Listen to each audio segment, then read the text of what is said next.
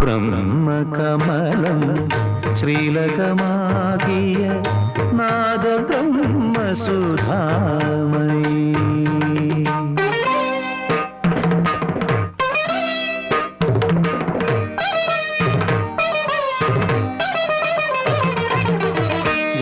ജന്മജന്മാന്തര പാദശിലകൾ പുണ്യസോപാനമായി മാറേണം.